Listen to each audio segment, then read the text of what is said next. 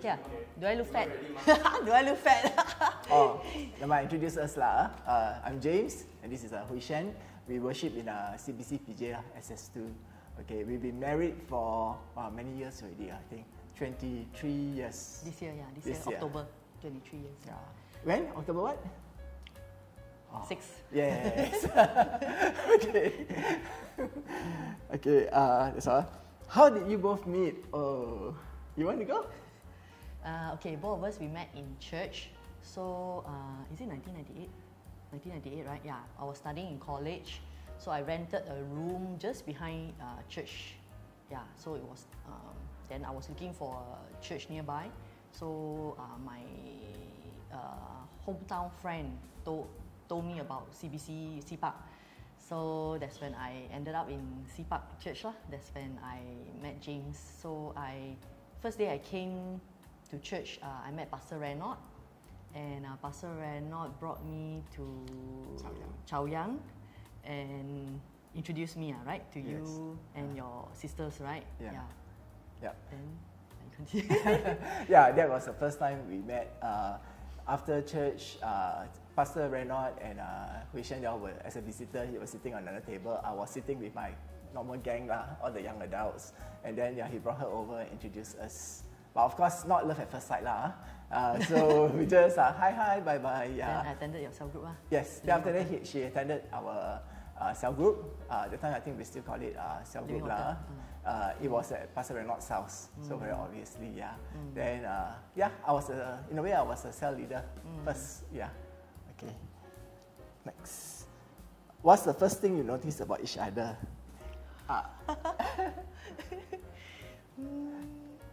Okay, you answer first.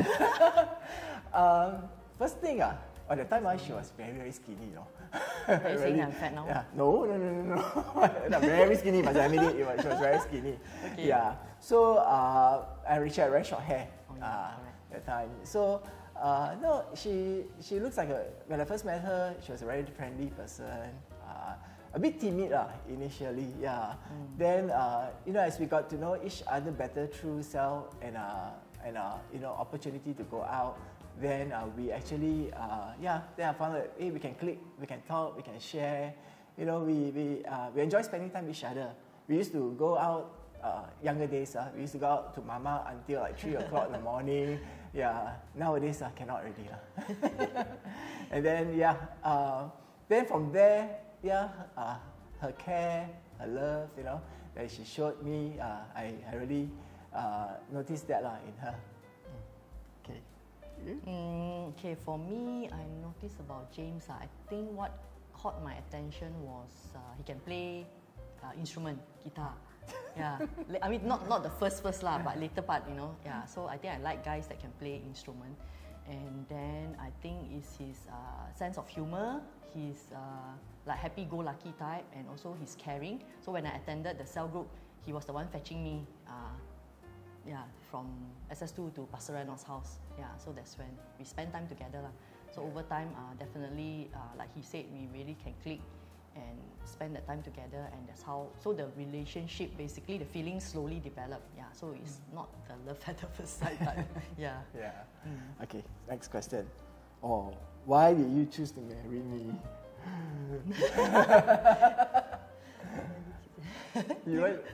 She always. Okay. Remember the ladies first. Okay. For us, we started actually. I got to know James since 1998. Then I think after spending time together, then we officially became girlfriend boyfriend. End of 1998 already. Was it 1998? Yeah. Also, right? Yeah, towards the end. Towards the same year, right? Yeah. I mean, he officially asked me to be his girlfriend, and then so we dated for about 2 years. 2001, right? So 3 years, 3 years plus, Yeah.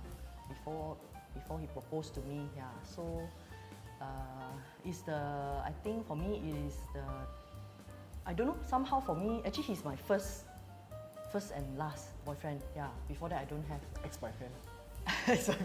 Yeah, so for me it's like even from college, when I pray for a partner, I actually pray to God to send me the right partner. So I thank God lah that He really sent me that one, and it's the one already. So I don't have to go looking for the one. God really sent him to me, and I remember that my prayer to God was I told God, send me someone that is godly, fear the Lord. Yeah, I think that was my prayer. So I thank God that God really answered my prayer, and somehow it's just deep inside me, I know He's the one.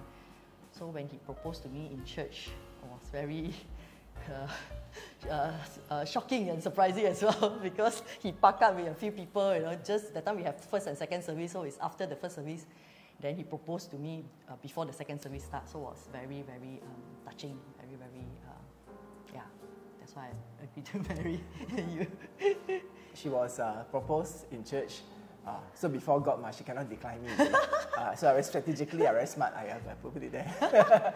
So in a way, we met in church. I proposed to her in church, and we got married in church. Yeah. And why did I choose to marry her? Of course, because I love her, so obvious, right? Yeah. But the main reason is the main thing is that I asked God I was also praying to God for a partner. Yeah, and but no matter what, I told God is who you want to provide for me.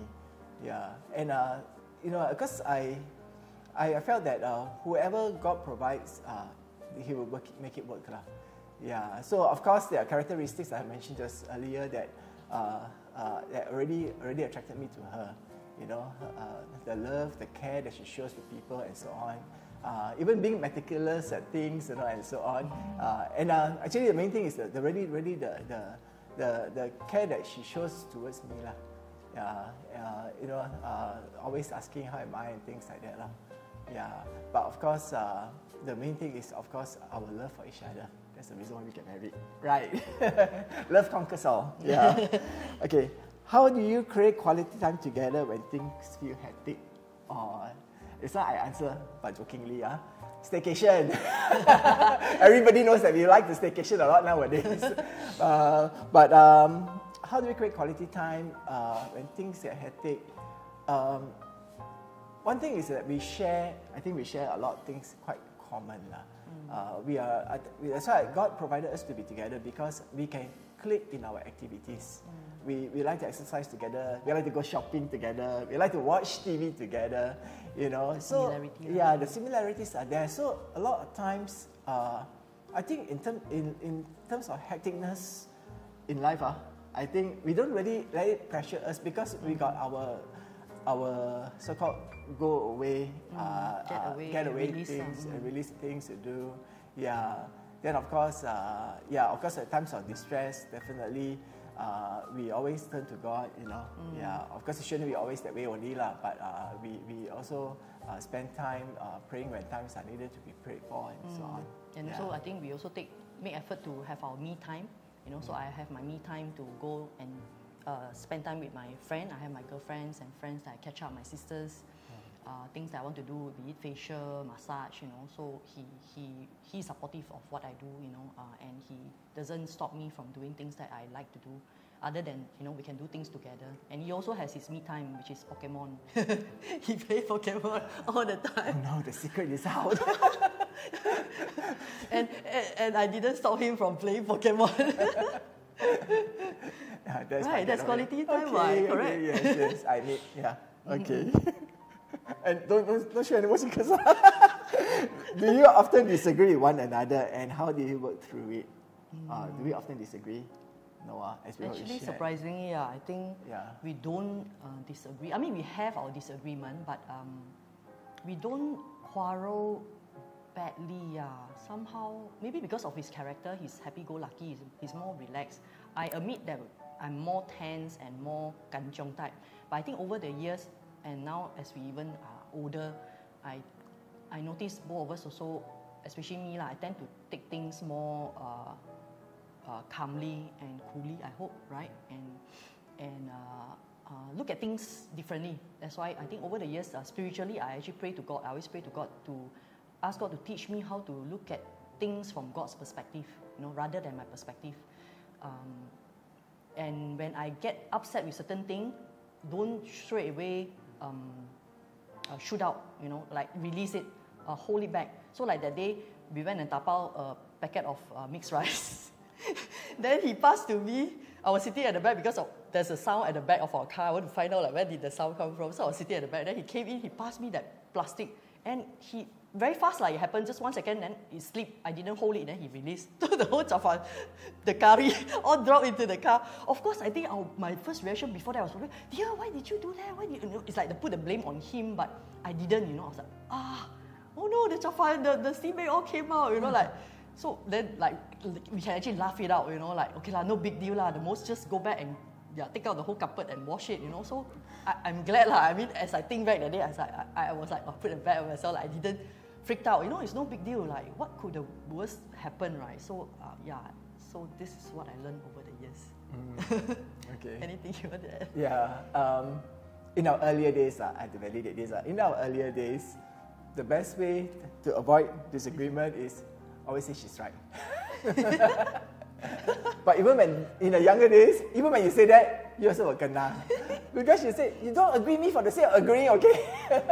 Yeah, but you know, as we get older and we're more mature in our relationship, I realize that we begin to understand how to, if you have some sort of, you know, when you have some disagreement building up, you don't agree with some point or some things, last time you would just shoot it out. Like, I don't like it like that. But nowadays, we pause and we think, how are we going to word it carefully, in a way and tactfully, so that we will not trigger the other person.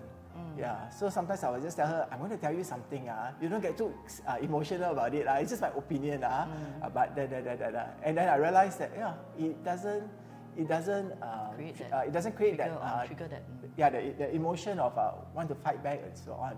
So yeah, we realized that. And one thing is that a lot of times, this is, I would say, is her principle. We don't let any disagreements overlap to the next day. We try not to let it even overlap. when it started at 11 o'clock or 12 o'clock in midnight already, she will say we need to settle it before we go to sleep. Yeah. So we'll try our best to even settle everything. I think there are very, very rare occasions. They are very rare, right? I mean, that we don't have a solution. That means it did settle. You know what happened? I fell asleep. Yeah, that was upset. Like, how can he still sleep?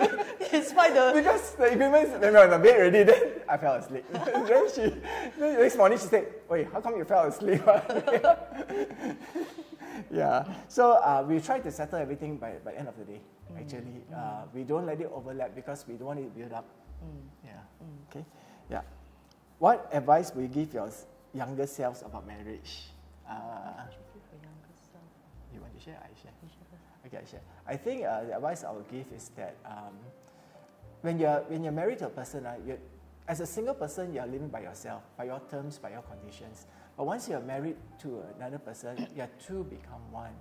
You know, you have your partner to think about, and a lot of things.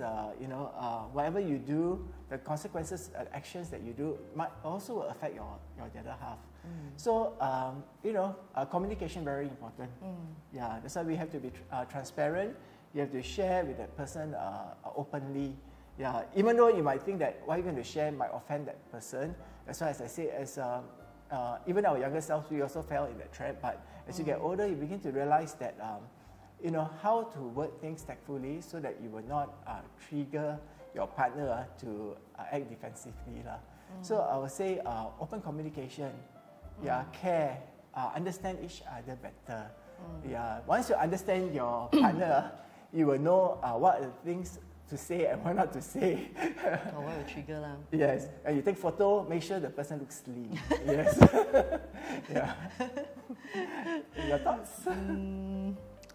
Like what James shared, I think communication very important. Younger self also, I think because when we got married, every couple when they first got married, you need to build that kind of trust, or maybe there's like insecurity, So you tend to feel insecure even though maybe you see your husband talking to that lady, or talking too often. Sometimes you the kind of things, a small thing, but it will still trigger. But I guess we need to learn to trust. I think trust is very important, to trust your husband, your spouse, and not to pick on small things lah. I think for younger self. Actually, I don't quite understand this question. Basically, how will we advise the younger couple? Is it the question? Yes. Okay, yeah. So correct, I was on the right track.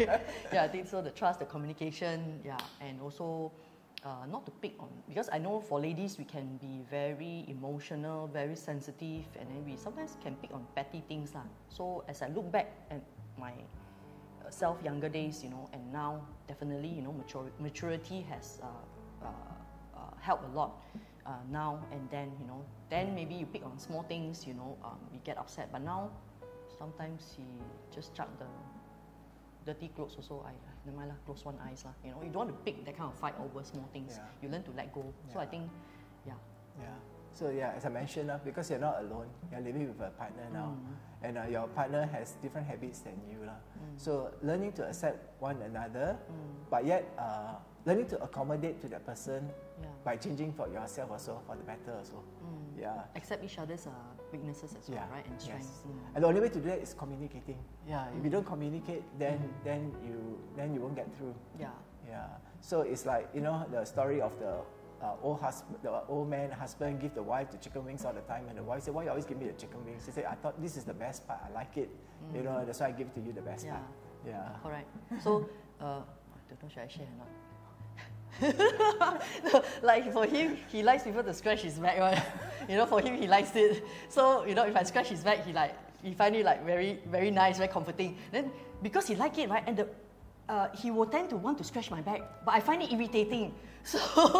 So it's like, I think no need to do, because by doing that, right, you feel like, oh, you're doing me a favor, but for me it's not, I don't find it. So it's okay. Just because I do it for you doesn't mean you have to do it for me. So I think, like you say, communication very important. So like the old couple, you don't sacrifice something that you love, but actually your spouse didn't appreciate it. So I think that's very important.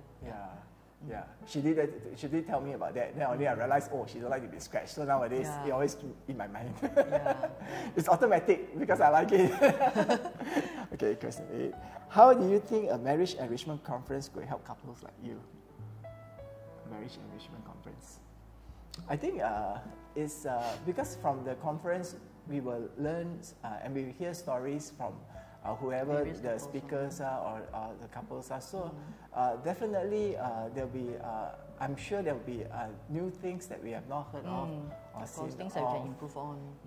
So I think that through an enrichment conference, it'll be something that most probably we can learn from. It's never too old to learn. We are progressing, but as we get older, I guess there are many more things that we can improve on in our relationship. Correct. Because like even last year's church conference, our speaker, Peter Tanchi, right? He shared a lot about his family, how they are bonding together and how he spend time as a family is so crucial. So I think that is also a good advice for especially those with family and kids, how they can improve, things and take it as a good example to move on. And for us also, I think for us, things that we learn from that also, it would, like we ask each other question, right, at the time, what are the things I can improve on, or what do I say that will upset you, or will you forgive me? So I think all these are good things we can learn from this marriage enrichment course conference. And I guess also maybe in a way that maybe we could be a blessing to other couples also, to help others, who are struggling or whatever. So I think that'll be useful. Okay, next. What would you say to a couple who might be feeling discouraged in their relationship right now? I think the first phrase that comes to mind, divorce is not an option. So it's difficult. We actually face many times where couples really want to give up, and sometimes very difficult to, because we try. We can advise like open communication, seek counseling, but we find that they are going through we will not be in their shoes, so we don't know what they're going through. Because we advise them things like, why not you all talk to each other, sit down, and what, but this, one of the couple will say that the other person is not willing to listen or not understand, and so on. Then we also refer, say, why not then you go go counseling, see a pastor. There are times they say, again, one of them don't want to see a pastor. They say it's too late, there's nothing they can do. But I guess if we are faced with a couple that's feeling discouraged, we will open ourselves to them. We will tell them, come, let's just have talk together.